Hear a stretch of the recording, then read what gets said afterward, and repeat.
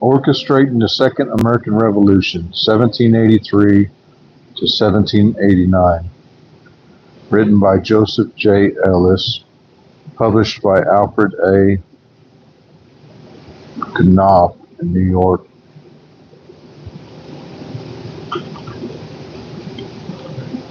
In memory of Pauline Maier.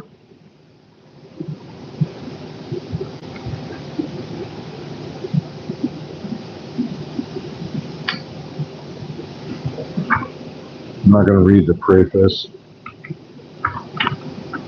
or the appendix, either one. Well, I'll read the Pluribus to Una.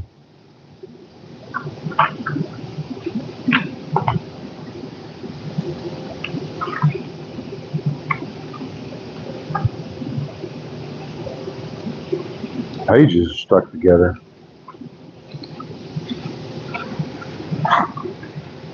The idea for this book first came to me while listening to 28 middle school boys recite the Gettysburg Address from memory in front of their classmates and proud parents.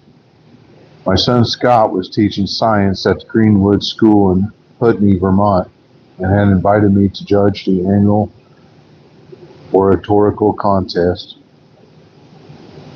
I don't remember exactly when it happened, but at some point during this strenuous, if repetitious, effort to get Lincoln's words right, it dawned on me that the first clause in the first sentence of Lincoln's famous speech was historically incorrect. Lincoln began as follows: 7 years ago, our fathers brought forth on this continent a new nation. No, not really. In 1776, 13 American colonies declared themselves independent states that came together temporarily to win the war, then would go their separate ways. The government then created in 1781, called the Articles of Confederation, was not really much of a government at all and was never intended to be. It was, instead, what one historian has called a peace pact among sovereign states that regarded themselves as mini nations of their own, that came together voluntarily for mutual security in a domestic version of a League of Nations. And once you start thinking along these lines, there were reasons of self-evident as Jefferson's famous truths why no such thing as a coherent American nation could possibly have emerged after independence was won.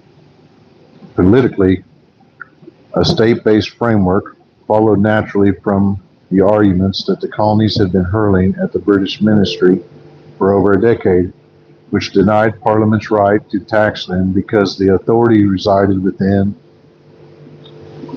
the respective colonial legislatures, which represented their constituents in a more direct and proximate fashion than those distant members of Parliament could ever do. The resolution declaring independence, approved on July 2nd, 1776, clearly states that the former colonies were leaving the British Empire not as a single collective, but rather as free and independent states. Distance also made a huge difference. The vast majority of Americans were born, lived out their lives, and died within a 30-mile geographic radius. It took 3 weeks for a letter to get from Boston to Philadelphia. Can you imagine? 3 weeks to get a letter from Boston to Philadelphia. Nowadays, you can send a text in 2 seconds all the way across the world. Yeah, they definitely had their challenges. All right, where was I? Boston to Philadelphia. Political horizons and allegiances, therefore, were limited. Obviously, no such things as radios, cell phones, and or the internet existed to solve the distance problem. So the ideal political unit was the town or county government, where representatives could be trusted to defend your interests because you shared them with your neighbors. Indeed, it was presumed that any faraway national government, faraway national government would represent a domestic version of Parliament, too removed from the interests and experiences of American citizenry to be trusted, and distrusting such distant sources of political power had become a core ideological impulse of the movement for independence, often assuming quasi-paranoid hostility towards any projection of power from London and Whitehall, which was described as inherently arbitrary, imperious, and corrupt. And so creating a national government was the last thing on the minds of American revolutionaries, since such a distant source of political power embodied all the tyrannical tendencies that patriotic Americans believed they were rebelling against. In 1863, Lincoln had some compelling reasons for bending the arc of American history in a national direction, since he was then waging a civil war on behalf of a union that he claimed predated the existence of the states. This was a fundamental distortion of how history happened, though we may wish to forgive Lincoln, since it was the only way for him to claim the political authority to end slavery. Truth be known, nationhood was never a goal of the war for independence, and all the political institutions necessary for a viable American nation state were thoroughly stigmatized in the most heartfelt convictions of revolutionary ideology. The only thing holding the American colonies together until 1776 was their membership in the British Empire. The only thing holding them together after 1776 was their common resolve to leave that empire. Once the war was won, that cord was cut, and the states began to float into their own, at best, regional orbits. Any historically informed prophet who was straddling that post-war moment could have safely predicted that North America was destined to become a Western version of Europe, a constellation of rival political camps and countries, all jockeying for supremacy. That at least was the clear direction in which American history was headed.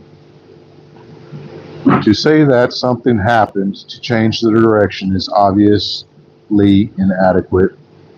The beauty of the Lincoln version of the story is its presumption that a nation ethos was already embedded in the political equation, albeit latently or implicitly, so that what we might call the second revolution of 1787 to 88 followed naturally from the first in 1776.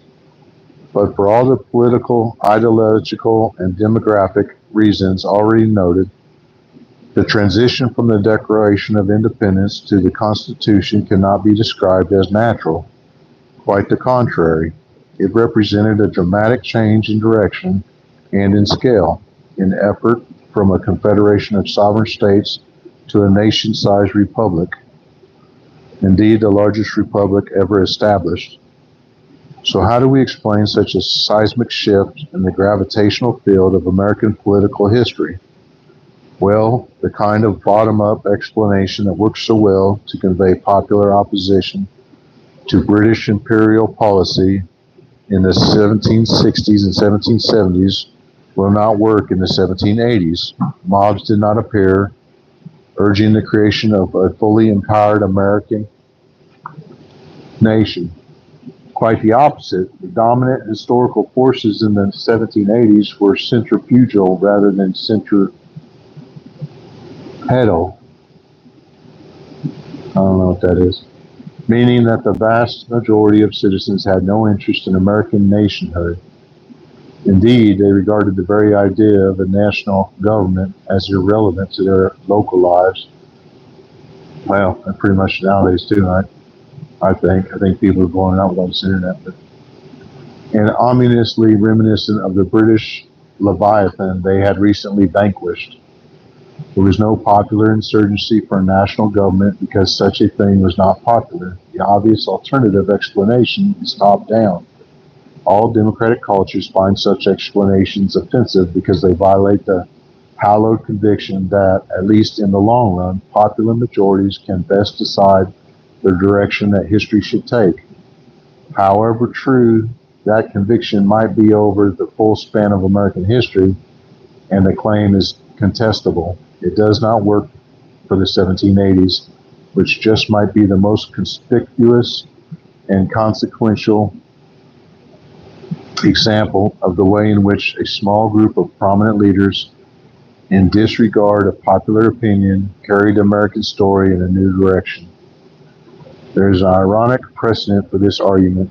During the first half of the 20th century, Charles Baird and his disciples, chiefly Merrill Jensen, created a school of thought called the Progressive School that dominated our understanding of the Revolutionary era.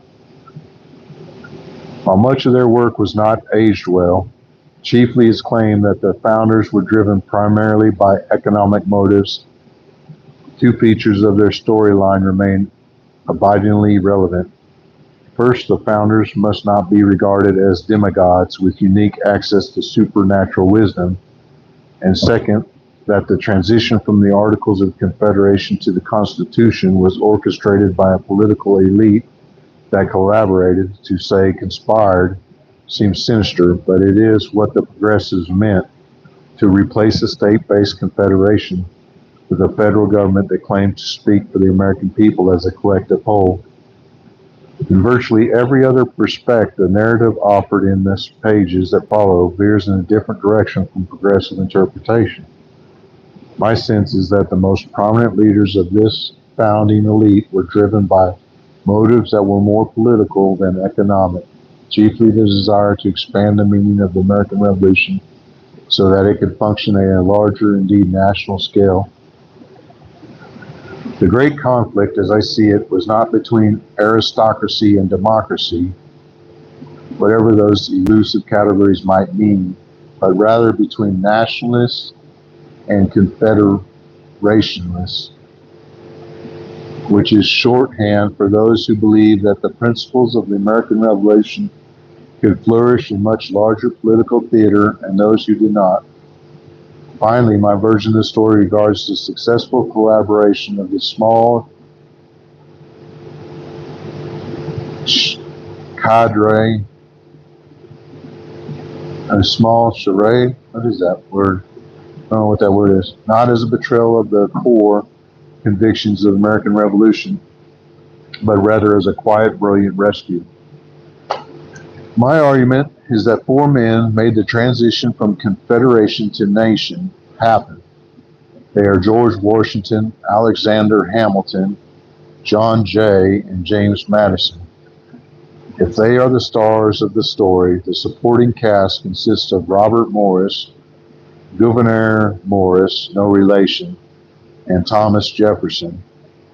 Readers can and should decide for themselves, but my contention is that this political quartet diagnosed the systematic dysfunctions under the Articles, manipulated the political process to force the calling of the Constitution Convention, collaborated to set the agenda in Philadelphia,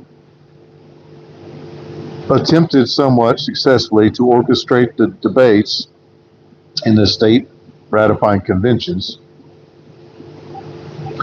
then drafted the Bill of Rights as an insurance policy to ensure state compliance with the constitutional settlement. If I am right, this was arguably the most creative and consequential act of political leadership in American history. It made a huge difference that all four of the political collaborators identified here possessed impeccable revolutionary credentials. The posture of progressive historians has always seemed somewhat odd on this score, since the men they accused of hijacking the American Revolution were all central players in making the victory over Great Britain happen. If the overarching issue at stake was what direction the American Revolution would take, or should take, after independence was won, no one could accuse them of failing to grasp the almost mystical meaning of the cause. And since Washington was the one-man embodiment of all the semi-sacred reverberations that term conveyed, his endorsement of the national agenda provided a crucial veneer of legitimacy for their bold and slightly illegal project.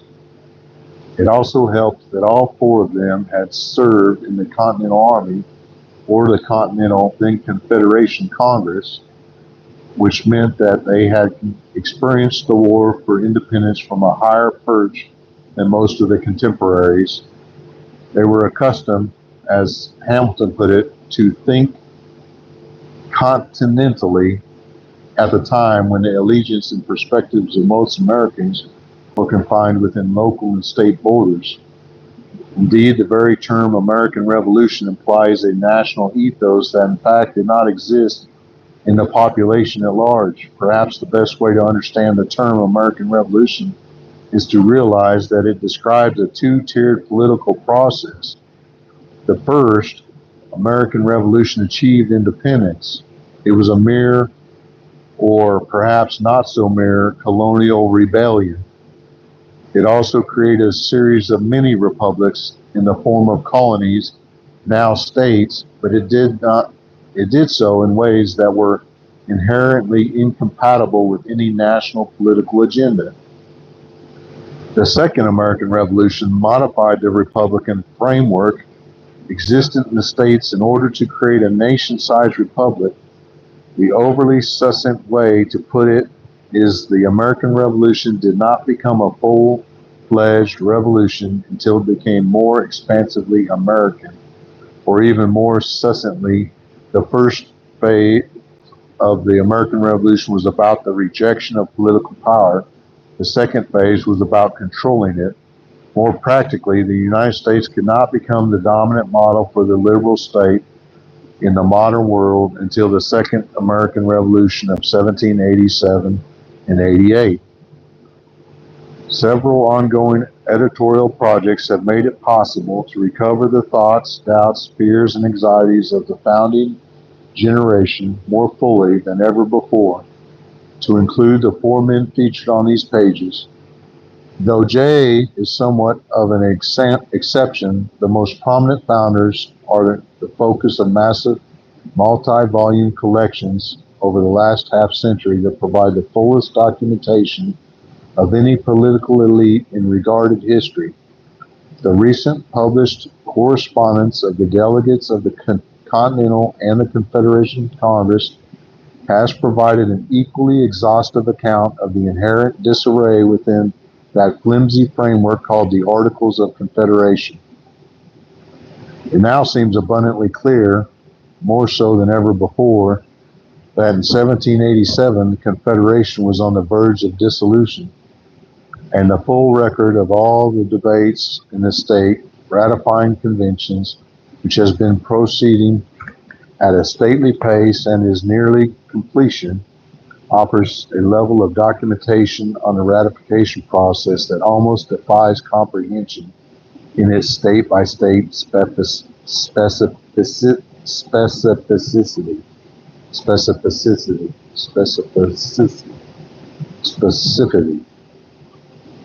That's a tough one. I'm glad nobody's listening. Specificity. My immersion in this extraordinarily rich body of primary evidence has made me even more aware that the Second American Revolution occurred in a chronological place that must be recovered on its own term before it can be re-evaluated by ours. In effect, we must be prepared to perform an exercise in anthropology to over time rather than space. The residents of late 18th century American lacked access to many of our modern values, meaning that they lived in a pre-modern world that is forever lost to us. That world was pre-democratic, pre-Darwin, pre-Freud, pre-Einstein, pre-Keynes, and pre-Martin Luther King Jr. The distinctive military mentality of that world makes it dangerous to solicit their advice or wisdom in response to our current controversies. I.e., what would George Washington say about our invasion and occupation of Iraq?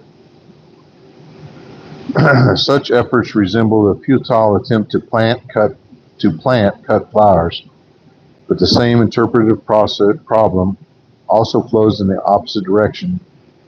Viewing and judging the founding generation through the lens of our own values is inherently presumptive, prescintistic, and much like evaluating the child-rearing practices of indigenous tribes in Samoa by the standards of Dr. Spock.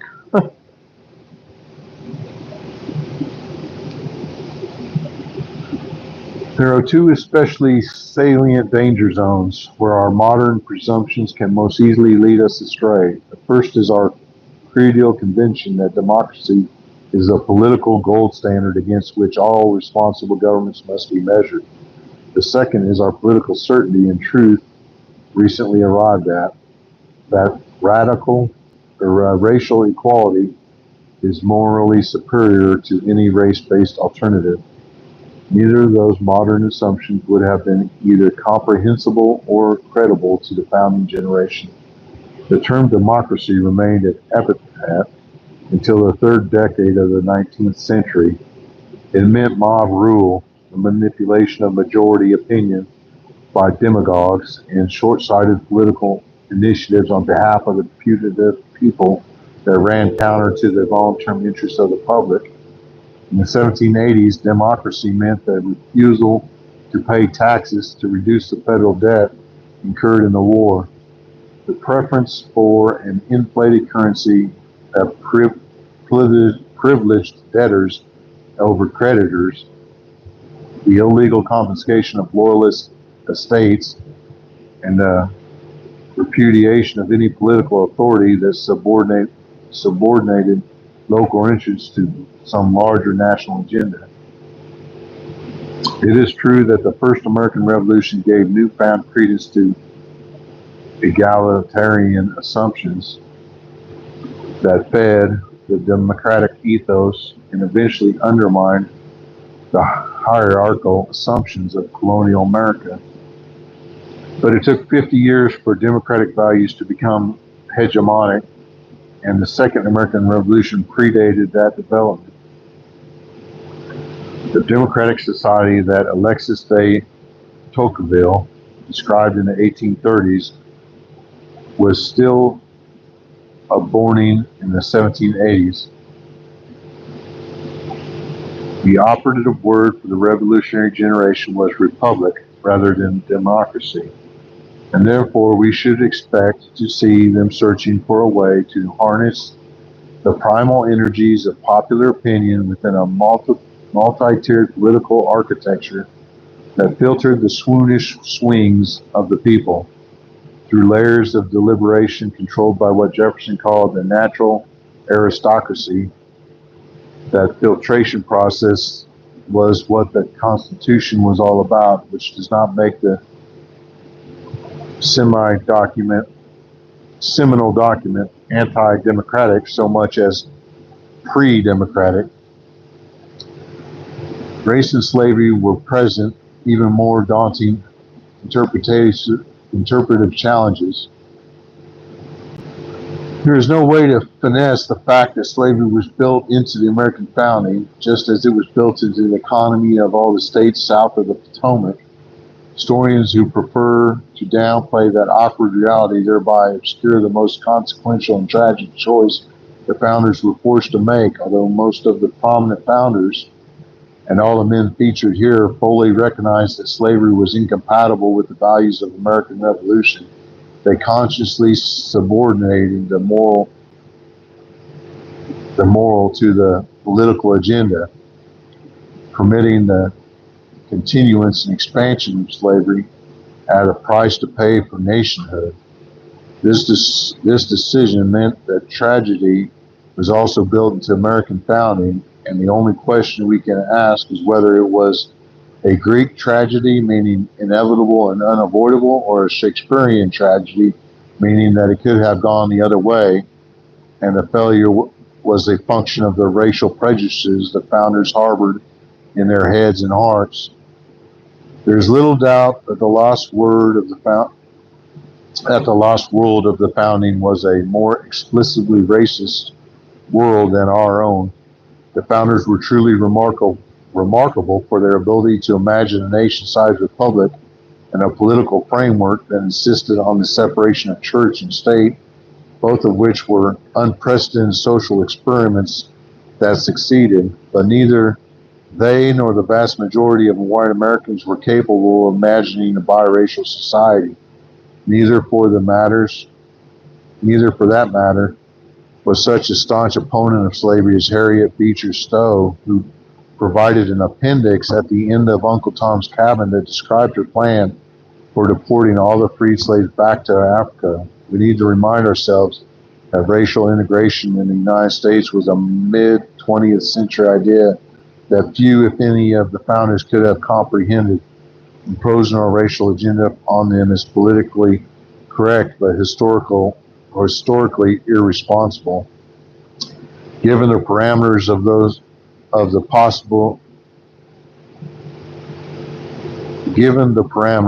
the possible within which the founders were working, the republic they created has rather remarkably stood the test of time. Indeed, has lasted longer than any of them expected. To end where we began, with Lincoln, the operative question that all the European pundits were asking back then was whether any nation so conceived and so dedicated can long endure. After more than 2 centuries, the answer is abundantly clear, and now for how it happened. Okay, everybody, that was the preface to the book. This is the book. And we're going to try to read a little bit every day. Hi, Extreme Blocks. How are you doing? We're going to try to read a little bit every day, but I'm not going to read this all night. So I'm going to put my bookmarker right there. And I'm going to put my book in the drawer. And we're going to call that good for this evening for reading the preface of our new book.